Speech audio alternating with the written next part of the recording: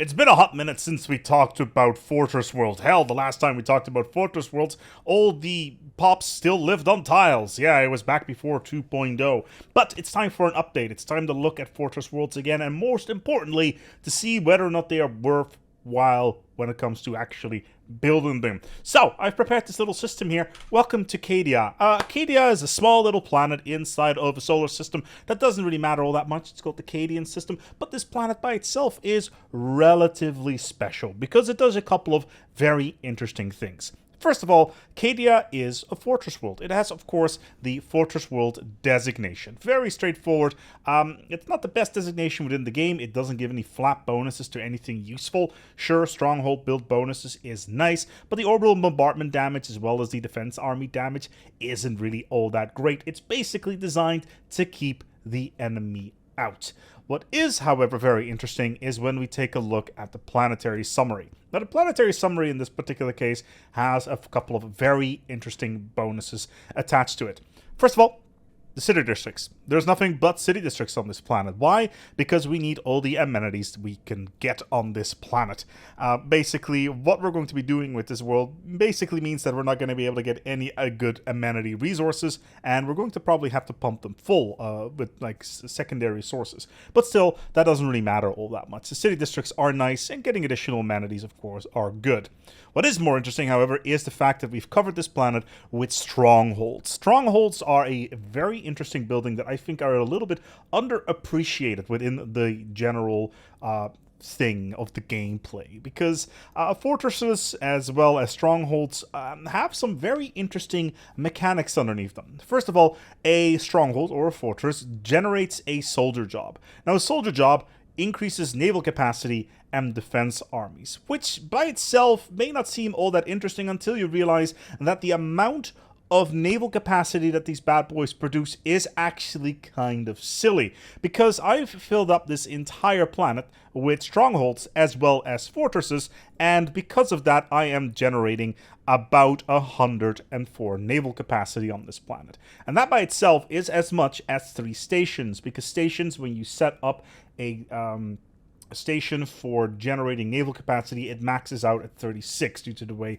things are set up. You put anchorages on it, etc., as well as an anchorage booster. 36 is all you're going to get. So 104 naval capacity is already pretty nice, plus some amenities here and there, but that's not really the more important thing. The fact is that this planet is a giant middle finger to anybody trying to get into the Cadian system, and that has mostly to do with the fortresses. Because if I go to this particular building, the fortress, it generates what is called a FTL barrier, or at least an FTL disruptor. That means that anybody who enters the Cadian system is going to be screwed. You can see it by the little U next to the name, the FTL inhibitor. As long as you've got a fortress on a planet, any invading fleet will not be able to move to the next stage. So if I go to the map here, for instance, as you can see, we have ourselves a place in space where the enemy cannot continue, and because of the inhibitor, they will need to take this planet first before they can do anything. But there is a catch. Cadia is not alone, because this entire system is filled with places with FTL inhibitors, because all of these space stations that we also have are filled, at least the plan is to fill them up with fortresses, each with their own FTL inhibitors, which means that any enemy fleet that comes in through, say, this place, will have to conquer every single one of these stations, as well as Cadia itself, before they can do anything with it. And yes, every single one of these has fortresses on it, and every single one of these has armies on it. 1,100. That's not a small army, indeed, with only a single fortress. How many forces do we have on Cadia, sir? Well, Cadia has 4,500 troops on it, and that's just, not even all fortresses, so it can get even sillier. In addition, because of the way I've set up this system, it is cranking out population for the rest of my empire. They're not really all that advanced when it comes to population load. Like, we've got all the jobs are filled, which means that the work and unemployment is reasonable, but it means that this entire system is just generating pops now to move to the rest of my empire. It's moving to the capital of Unity, for instance, or it's moving to my mining worlds, etc. And Cadia itself, as well as the entire Cadian system, is just a pop generator for my entire empire, whilst also being effectively impenetrable to anybody trying to move forward. Plus, all that fleet capacity that is coming from those individual stations, as well as Cadia, is generating 350 naval cap, which is definitely not insignificant. And it basically means with a relatively small empire like this, we can field a very, very sizable fleet.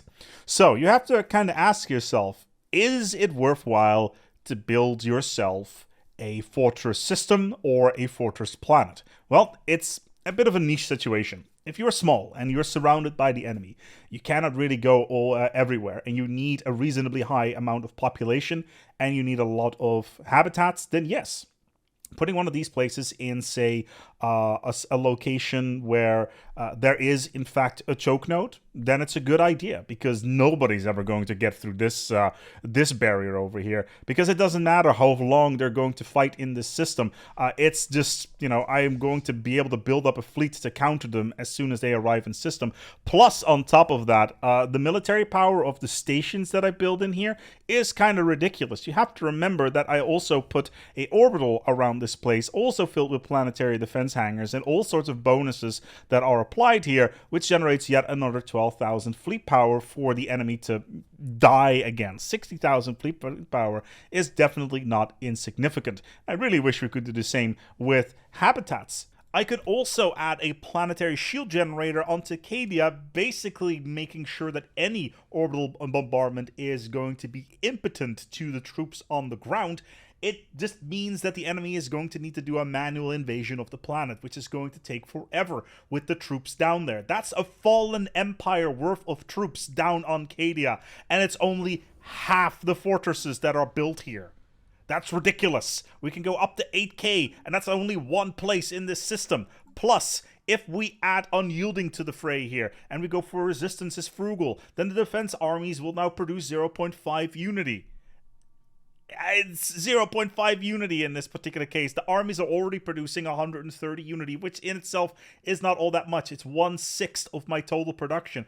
But it helps if you want to go for a tall empire that is really focused on ascension of those planets, because it's just going to get even better. Because if, for instance, if I would ascend Cadia, which you probably would, basically what's going to happen here is that the strongholds are going to be even better, because the defensive armies will be stronger, which means they won't be able to be defeated. The orbital defense bombardment damage is going to be reduced even more.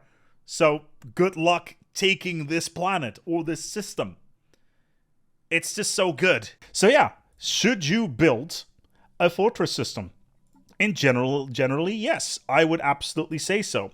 Especially when you're in a situation like this, where enemies are on all sides, and it's a target-rich environment, and you want to make sure that you're going to live to another point of the game where you can finally unleash the power of your Cyberx Warforge to fill up that 566 naval capacity with battleships to destroy the enemy, because they'll never be able to bypass Cadia. Cadia will stand. The planet will break before the guard does.